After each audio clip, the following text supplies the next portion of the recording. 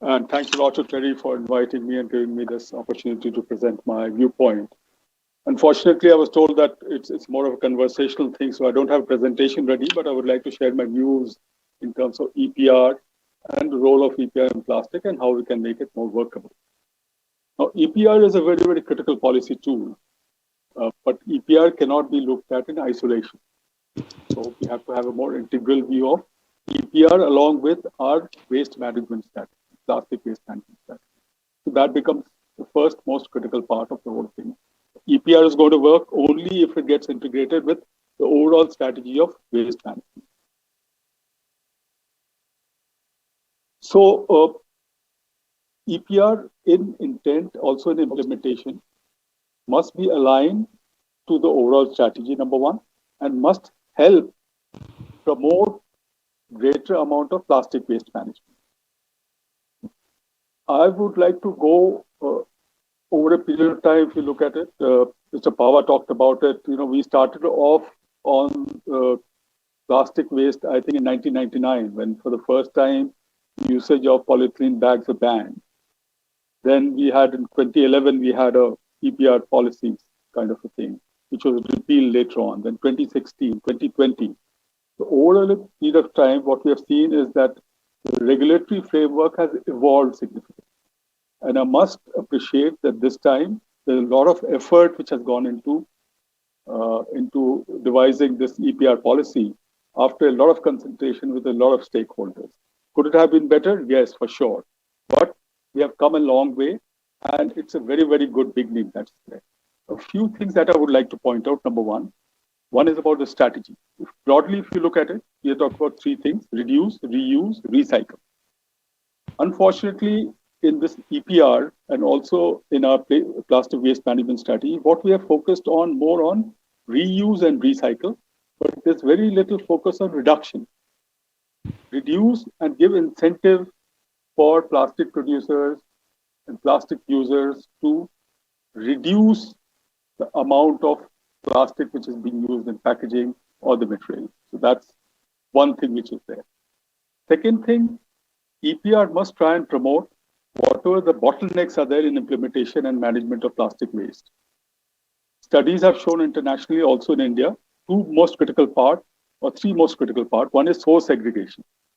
Now, I do not see anything in EPR which helps source segregation. One of the most important part of the source segregation would be that we must educate the consumer. We must educate the household in terms of source segregation itself. That is missing. Now, whether EPR can be used for this or not, there's no direct linkage which is there. The second part, of course, is that integration, and someone talked about it, integration of the informal sector into usage of EPR funds to integrate the informal sector and upgrade the informal sector, improve the capability. Similarly, usage of EPR funds to one of the most critical bridges in this whole strategy is municipal bodies, their capabilities, their capacity, their skill levels, whether the EPR can be used for these purposes or not. No clarity on that or no incentive for that. Third most important, or fourth most important part is technology, both adoption of technology and discovery of technology in terms of collaboration, etc. I think Mr. Heinz talked about in the initial this thing that he wants to collaborate with industry. Now, whether EPR money can be used for these kind of collaborations or not, there's no clear-cut incentive which is there. But I would like to keep it brief and discuss more about this. Couple of ideas, like we had talked about it, I've talked about it in the past. Zero waste. We have the bulk generators. SCZs are bulk generators. Housing societies in urban areas are bulk generators. We have large office complexes which are bulk generators, schools which are bulk generators. Now, could we have a separate policy of the bulk generators? In water, that has been used very, very effectively. Water, if I want to set up an industry today, I have to give a plan where there is zero water discharge. That plan has to get approved before I start operating my plant. And then later on gets monitored whether I'm implementing that plan or not. Now, for the developers, real estate developers, can we implement a similar kind of policy that no new housing complex is going to come up unless they have an approved zero waste system plan, and that gets approved and later on gets monitored. So these kind of innovation, these kind of a more wider way of looking at this whole EPR implementation possibly will have to be done. Uh, but all is not lost. We have come a long way as far as EPR regulatory framework is concerned. It's evolving. Few things which I would like to. The biggest problem, of course, is multiplicity of agencies which are there. You have the state and you have the center. You have various ministries. You have Ministry of Environment, Forest. You have the industry association. You have the polymer producers, and a whole lot of people are there. So getting all the stakeholders together, how do you get them together? A lot of effort has been made in the same, but more centralized way of looking at the whole thing has to happen. That has to be strengthened, number one. So more collaborative, thing, which is there. I would like to again give an example. All is not lost. I keep talking to my colleagues in the industry when they get frustrated, is that look at GST. GST was implemented initially by the government. It took about 2 years to stabilize.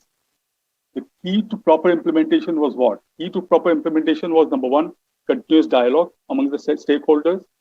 Number two, agility in terms of responding to policy changes. What are new issues came up in a big way? People are evolving and changing. Third is digitization. Very, very strong digital thing. So we need to do that in EPR also. Fourth thing is that significant amount of monitoring. Fifth, not too much of regulatory overload, especially on the smaller producer. You cannot treat, there has to be some kind of prioritization, there has to be some kind of ABC analysis, which has to get done. The larger people have to become more accountable, because they have the resources to do it.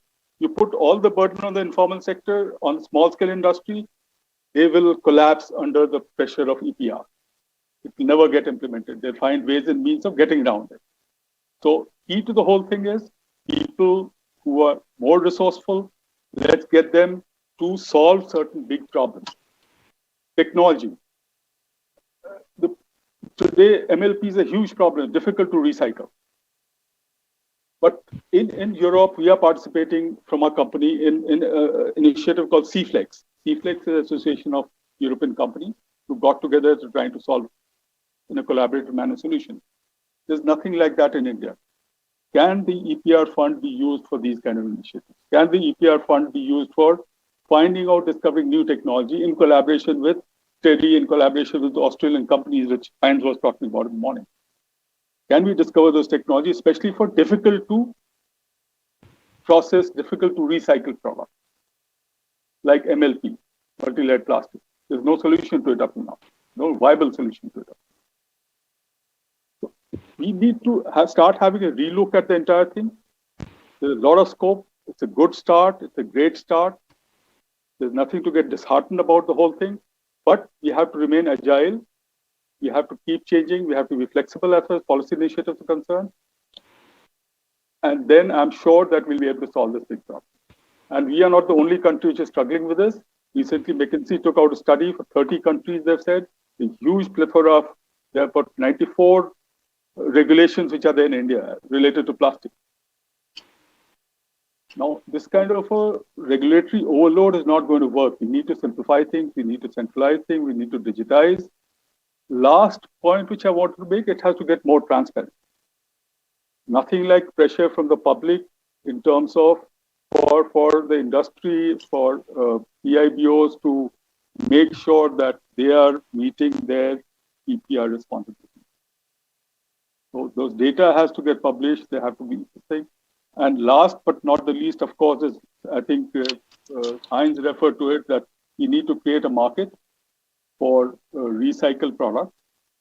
That's the most critical part, because ultimately the cost of recycling is more than the value that we add in the whole system. So there are two things which can be done. Number one is that at a very broad level, either someone like the industry or EPR, they contribute to the entire thing to meet that gap, viability gap, or the recycled product pricing itself goes up so that there's enough value added which takes place. And McKinsey study, again, I would like to go, people are willing to pay for higher for more sustainable packaging. But there has to be certification related to that. Like we have organic. For organic, people are willing to pay more today.